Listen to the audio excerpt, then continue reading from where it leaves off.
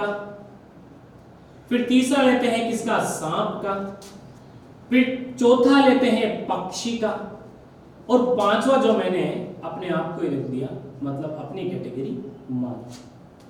देखो प्राणी विविधता क्या कहता है कि मछली भी जंतु है, मेंढक भी जंतु है, सांप भी जंतु है, पक्षी भी जंतु है, मानव भी जंतु है। चलो एक चीज और ऐड कर देते हैं, आपने एक चीज और सुनी होगी, अमीबा। ठीक है, चलो अमीबा जो है ये भी क्या है, जंतु।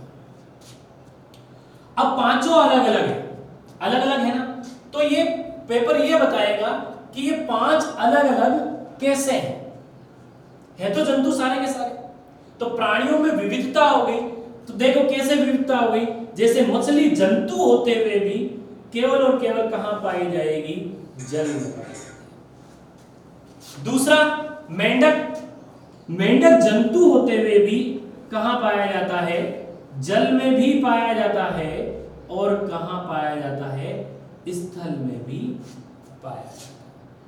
तीसरा सांप, सांप केवल और केवल, ठीक है, ज्यादातर कहां पाए जाते हैं, स्थल पर पाए जाते हैं, लेकिन क्या है, रेंग कर चलते हैं। ठीक है, पैर नहीं पाए जाते हैं, स्थल में पाए जाते हैं लेकिन पैर नहीं पाए जाते। फिर आते हैं किस पर, पक्षी पर। ठीक है, इनके अंदर किसकी क्षमता होती है, उड़ने की क्षमता होती है, लेकिन आकर बैठते तो कहां पर है, स्थल पर ही बैठते हैं। अब आते हैं मानव पर, तो मानव सबसे बड़ी बात, सबसे विकसित होते हैं, सबसे अच्छा दिमाग पाया जाता है, टेक्नोलॉजी का प्रयोग करते हैं, लेकिन पाए कहां जाते हैं, स्थल पर पाए जाते हैं। अब एक छोटी सी बात अमीबा के बारे में भी देख लें। अमीबा जो है वो पाया जाता है जल में, और इसके साथ है सूक्ष्मदर्शी। सूक्ष्मदर्शी का मतलब कि इतना छोटा है कि बिना माइक्रोस्कोप इसको नहीं देख सकते। प्यारे बच्चों देखो, प्राणी विविधता, जंतु सब हैं लेकिन सब में विविधता है। ये जल में पाया जाता है, सांस गलफड़ों से लेता है। मेंढक जल में भी पाया जाता है, स्थल में भी पाया जाता है। सांप केवल स्थल में पाया जाता है लेकिन रेंग कर चलता है। फिर आते हैं पक्षी, ये भी स्थल पर पाया जाता है लेकिन इसके अंदर एक क्षमता है उड़ने की। मानव विकसित है, मतलब इन सब में विकसित कौन है, मानव है, लेकिन प्राकृतिक रूप से इनमें उड़ने की क्षमता नहीं है।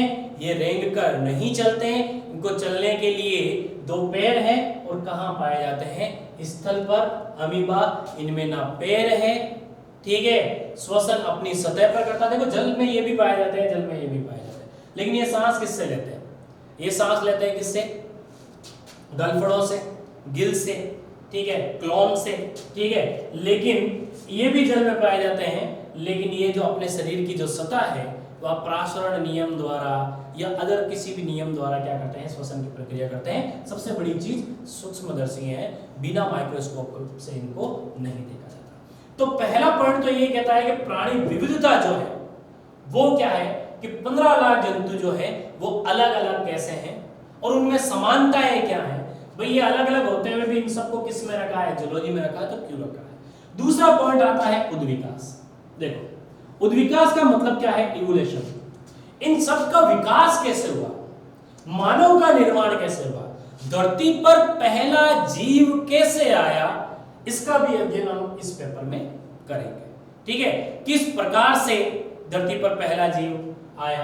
आपने 11th और 12th के अंदर खूब सारा पढ़ा होगा, फ्रेडरिक मिस्चर का नियम पढ़ा होगा, ठीक है, अनेक सारे नियम है, मिलर का प्रयोग पढ़ा होगा, ठीक है।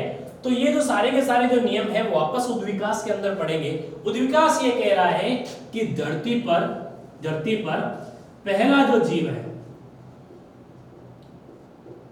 प्रथम जीव का निर्माण किस प्रकार से हुआ।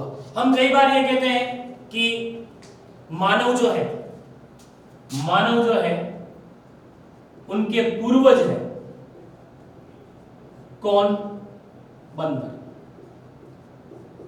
कपी। ठीक है, अब पूर्वज है, पूर्वज का मतलब हम पहले क्या थे? कपी थे। विकसित होते गए साल दर साल कई हजारों सालों से हम क्या बन गए? मानव। तो बंदर जो है, ठीक है, इन बंदर के भी क्या हो सकते हैं? इन बंदर के भी क्या हो सकते हैं? पूर्वज हो सकते हैं। तो इनके पूर्वज कौन थे? उनके पूर्वज कौन थे? सबसे पहला जीव जो है वो कौन आया?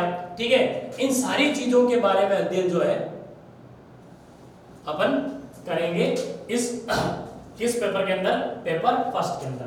तो मैंने बताया पेपर फर्स्ट जो है प्राणी विविधता एवं उद्योग विकास, ये कितने नंबर का? 50 नंबर का है। और इसके अंदर यूनिट कितनी है? यूनिट है 5। तो सबसे पहले अपन क्या करते हैं? पहली यूनिट से शुरू करते हैं। तो सबसे पहले यूनिट फर्स्ट के बारे में अध्ययन करते हैं।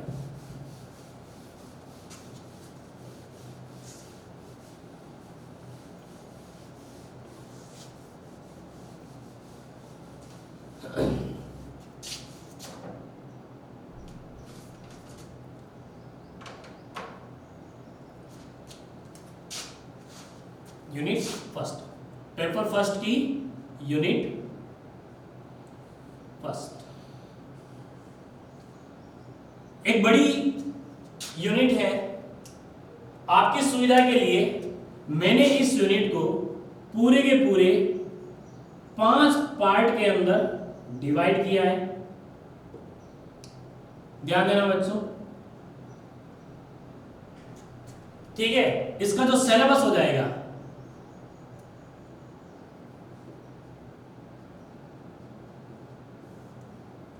सिलेबस हो जाएगा, ये 5 पॉइंट जो है यूनिट फर्स्ट के बड़े 5 पॉइंट है। जो पहला पॉइंट होगा वो आपके पहला पॉइंट जो हो जाएगा वो हो जाएगा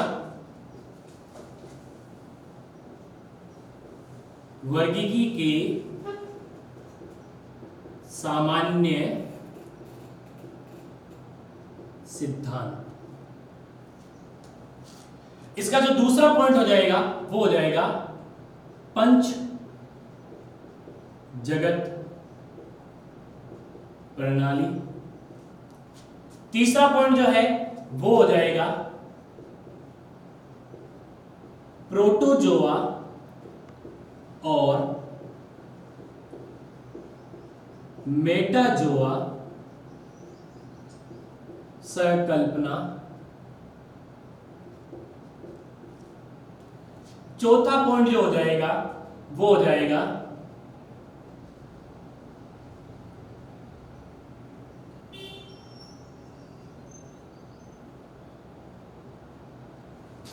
चौथा पॉइंट जो है वो हो जाएगा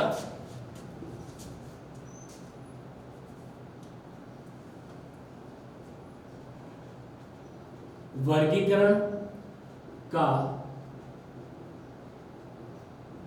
आधार। और सबसे लास्ट पॉइंट जो है वो हो जाएगा वर्गीकरण एवं लक्षण किसके? तो प्रोटोजोआ एवं मेटाजोआ के। लेकिन इसका आगे एक ब्रैकेट के अंदर एक चीज और लिखी है, अप टू क्लास एंड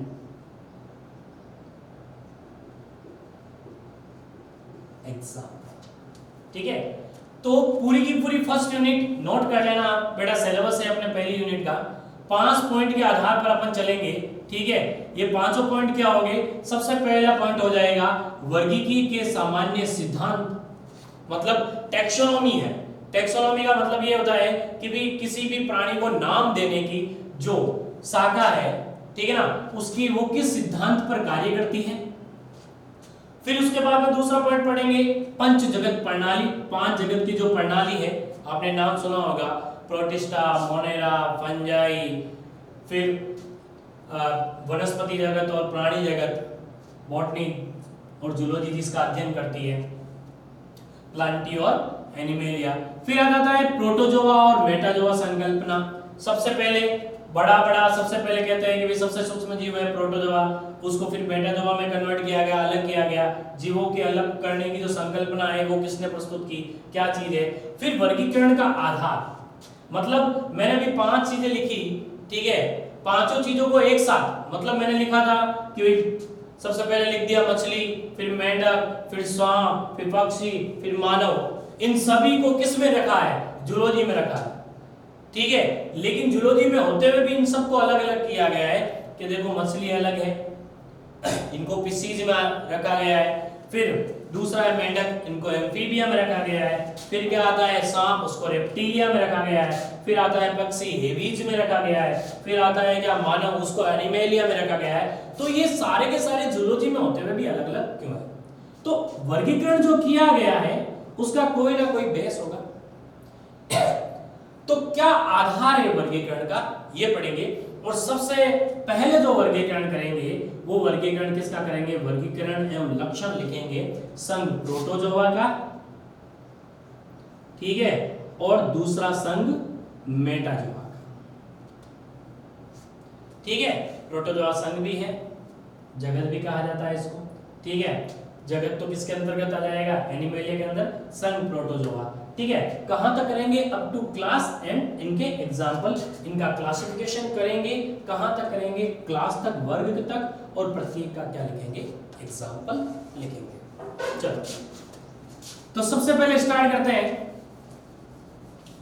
वर्गीकी के सामान्य सिद्धांत। वर्गीकी के सामान्य सिद्धांत, ध्यान देना बेटा। वर्गीकी के सामान्य सिद्धांत अर्थात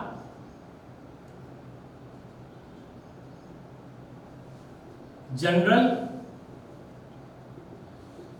principle of taxonomy, general principle of taxonomy, पहली हेडिंग डाल देना, वर्गीकरण के सामान्य सिद्धांत, ठीक है। चलो एक नाम आया है इसके अंदर, क्या नाम आया है, वो आया है टैक्सोनॉमी। व्हाट इज टैक्सोनॉमी, क्या वर्गीकी क्या है। तो एक बड़ी हेडिंग के अंदर सबसे छोटी हेडिंग डालते हैं वर्गीकी, अर्थात टैक्सोनॉमी।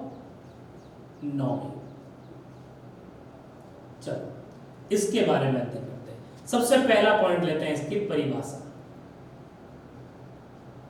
क्या परिभाषा है, विज्ञान की वह शाखा, विज्ञान की वह शाखा जो नई खोजी गई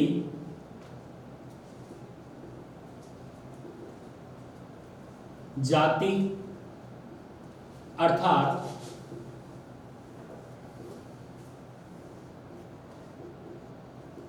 जंतुओं का वर्गीकरण करती है,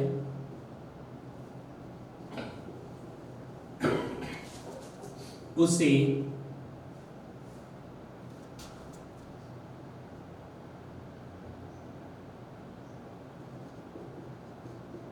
वर्गीकी या टैक्सोनॉमी कहते हैं।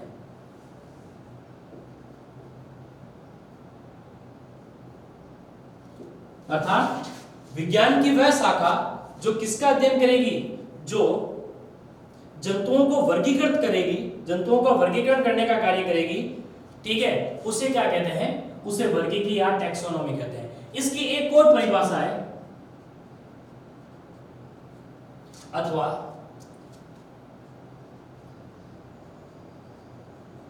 विज्ञान की वह शाखा जो किसी भी जीव या जंतु को सबसे बड़े पद अर्थात जगत जिसे कहते हैं किंगडम से लेकर सबसे छोटे पद अर्थात जाति, स्पीशीज तक वर्गीकृत करने का कार्य करती है, वह शाखा क्या कहलाती है? वह शाखा वर्गीकी अर्थात टैक्सोनॉमी कहलाती है। कहने का मतलब कि यूनिट फर्स्ट के अंदर जो पहला पॉइंट है वर्गीकी के सामान्य सिद्धांत, इसके अंदर एक शब्द है वर्गीकी, टैक्सोनॉमी क्या है, तो इसकी परिभाषा आपने क्या हो गई, विज्ञान की एक ब्रांच है। आप जूलॉजी के अंदर भी कह सकते हो, बॉटनी के अंदर भी एक ब्रांच है, टैक्सोनॉमी दोनों में काम करती है, बॉटनी का भी काम करती है, जूलॉजी का भी काम करती है। विज्ञान की वह शाखा जो नई खोजी गई जाति, अर्थात अपन क्या पढ़ रहे हैं, जूलॉजी पढ़ रहे हैं, तो इसकी परिभाषा हो जाएगी अर्थात खोजी गई जंतु की जाति। जूलॉजी पढ़ रहे हैं इसलिए मैंने यहाँ जंतु नाम लिखा, जंतु का वर्गीकरण करती है, उसे वर्गीकी या टैक्सोनॉमी कहते हैं। यहां पर यह भी हो सकता है विज्ञान की वह शाखा जो नए खोजे गए पादप को वर्गीकरण करने का कार्य करती है, वो भी टैक्सोनॉमी है। अब दोनों को मिक्स रूप से भी आप लिख सकते हो, विज्ञान की वह शाखा जो नई खोजी गई जाति, चाहे वो प्लांट की है चाहे वो एनिमल्स की है, उनका वर्गीकरण करने का कार्य करती है।